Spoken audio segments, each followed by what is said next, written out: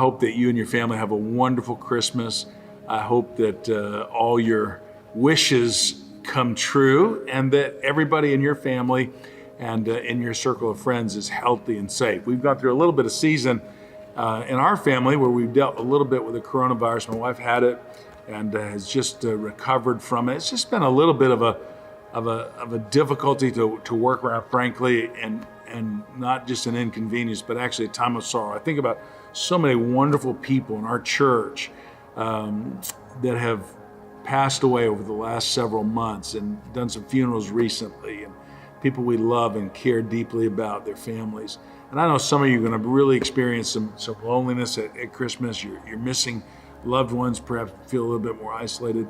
And I just want to be an encouragement to you today. I want you to know that you're not forgotten. I want you to know your church cares deeply about you.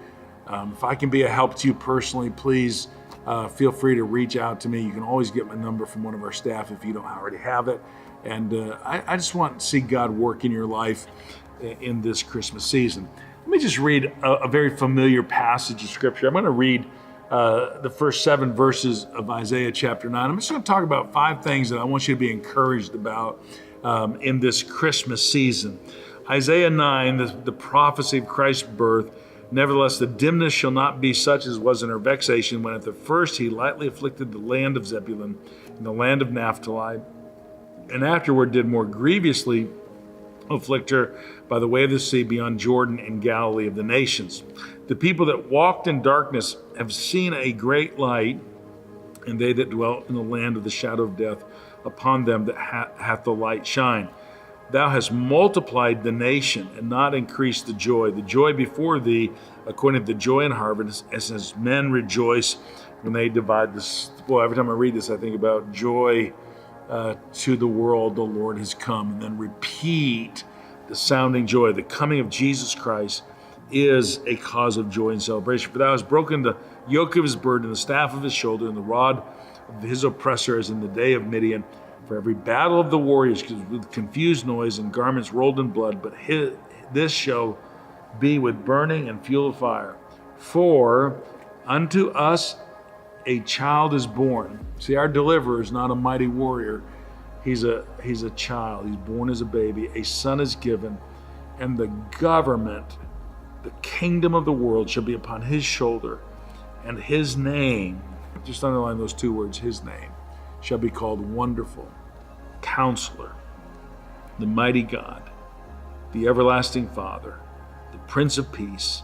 And of the increase of his government and peace there shall be no end, upon the throne of David and upon his kingdom, to order it and to establish it with judgment, with justice, from henceforth even forever. The zeal of the Lord of hosts will perform this. His name. What a powerful thought. His name shall be called.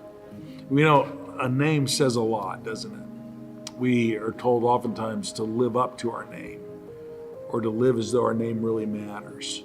Nobody would ever lived on the face of the earth ever more lived up to their name than Jesus Christ. Here's his name: Wonderful, Counselor, Mighty God, Everlasting Father, Prince of Peace. It tells us this about him, that he is a wonderful, majestic, mysterious, miracle-working God. That's what the wonder is. God does things that absolutely you cannot explain. And in this Christmas season, I just want you to stop and think for a few moments about the wonder of Jesus Christ, the miracle of Jesus, and the miraculous things that God does in his sovereignty for you to help you. So he is not just wonderful, but he's also Counselor. That tells us about the wisdom of God. He's not only a miracle-working God, he's an all-wise God. When you look at life is filled with what we would call complex realities. It's hard for us to know how life is really going to work. But we have a God whose actual literal name is Counselor. It just simply means that God is full of wisdom. You can go to God to get what you need to help you to deal with the complex realities of life. And Jesus, the baby, Jesus, the everlasting God has come, the wisdom of God has come in human flesh so that we could relate to him and his wisdom. So he's Wonderful, Counselor, mighty God. He's a God of power. The Bible tells us in several different places that there are things that happen in our life that we have no control over, or things that are beyond our ability to control. But the Bible also teaches us this, that there's nothing too hard for God. In other words, there is nothing that is beyond the reach of God, and there's nothing beyond the power of God. There's not a person that's too hard for God to save. There's not a problem too hard for God to solve. There is not a situation too complex for God to fix. God can't. There's not a prayer too hard for God to answer. God is the mighty God.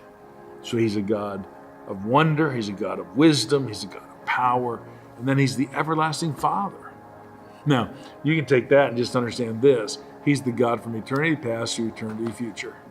He is the God that is sovereign in his ability to control and make sense out of your past, and for you to be able to trust him about your future. Boy, you look at the last 12 months and you think, man, I just had no idea that that's what we were going to go through. But you can also be confident that nothing ever happens that catches God by surprise. And when you look forward and you wonder, what is the world like in the days ahead? What are the great unknowns? What are we heading into in 2021? You have a God, an eternal, everlasting Father that not only sees the past, but he sees the future. And you can trust him and commit yourself completely to him. So he's a God of wonder, miracle working. He's a God of wisdom. He's a counselor. He's a God of power. There's nothing too hard for God to solve. He's the God of eternity, everlasting Father. And then he's the God of peace. He is the Prince of Peace, Jesus Christ. You know, peace is not the absence of trouble. It's the presence of God.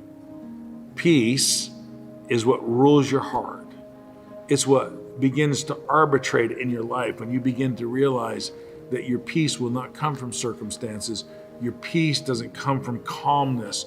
Your peace comes from a relationship with the God who is entirely in control, and you begin to cast your all upon him. You trust him, you look to him, and you rely upon him.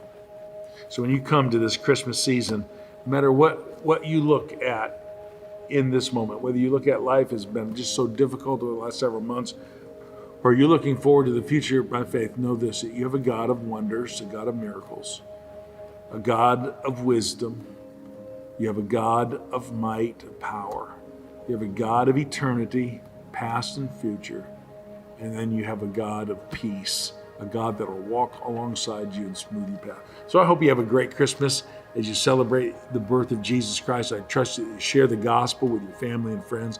I trust that you'll be thankful and think about God, and include God in your year-end giving. And I trust that you'll be ready and anxious for God to work in your life in a great way as we get ready to start 2021 and look to see what God's going to do in the future. God bless you. Know I love you and praying for you, and hope that you have a great day this Christmas season. God bless you.